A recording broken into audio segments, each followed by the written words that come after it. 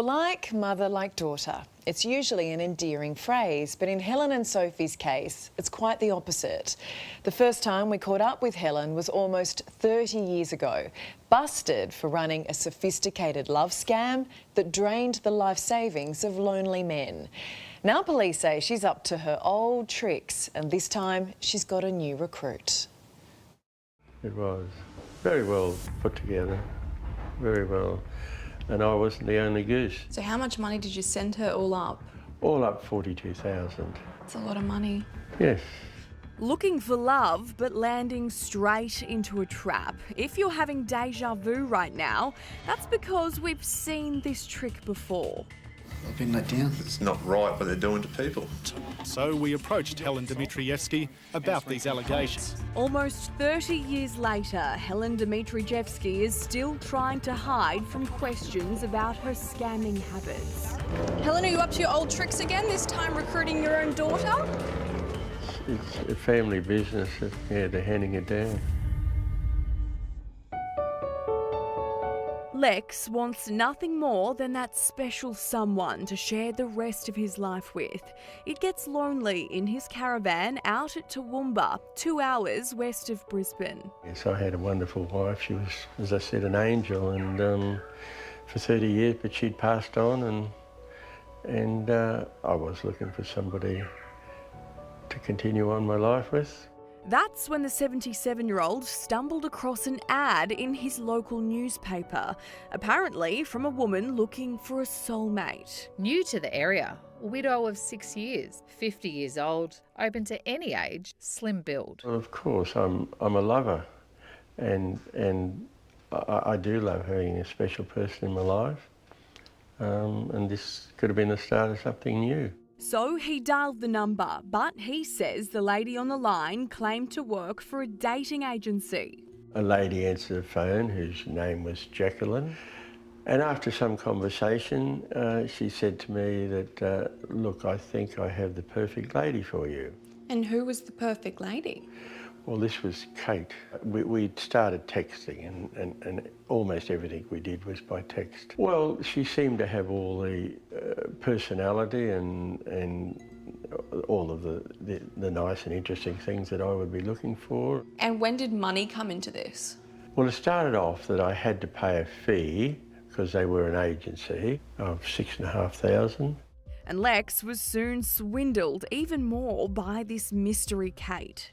Kate made mention that she worked for the Gold Coast Hospital and she had a contract, and she wanted to leave the contract to be with me, but to leave the contract she would have to pay back money. And that's where I started paying back money. And at what stage did you think this is a scam? Not until the end. I said, well, look, I can't afford any more money, so there will be no more money.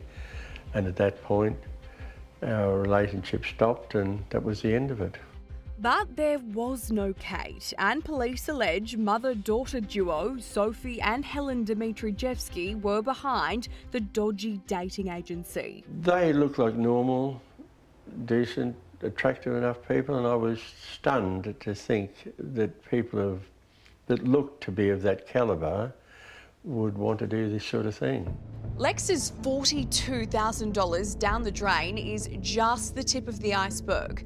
A man in his 50s in Western Australia paid around 100 grand, and a 70-year-old man in far north Queensland lost more than $340,000.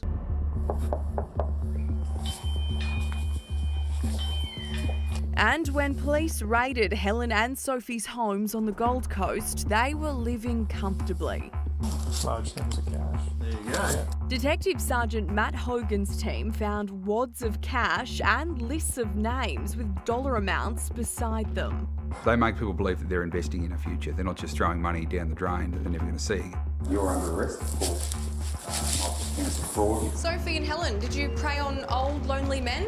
How would you like it if someone did that to your own father? Why are you hiding your faces? We know what you look like.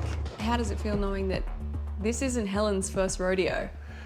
I know, it's disappointing, I suppose. A Current Affair first met Helen in 1998. I'm not here to take people's money and not do anything for them. What are you here for? To give service and to find them a happy relationship. This is Helen Dimitrievski.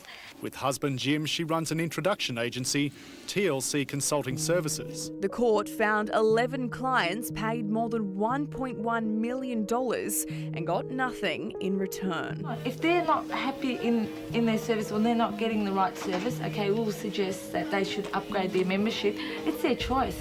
TLC was banned from operating and Helen permanently barred from ever working in the introductions industry. Do you put money above people's emotions? Never. But police say old habits die hard. They know the right strings to pull and the right words to use to get people right where they want them to be. Helen and Sophie have agreed to pay some of the money back to the men via justice mediation. Hopefully they've learnt their lesson. Who knows? Yeah, who knows? And let's hope this is where the family business stops. And Lex, we reckon that someone special is out there waiting for you.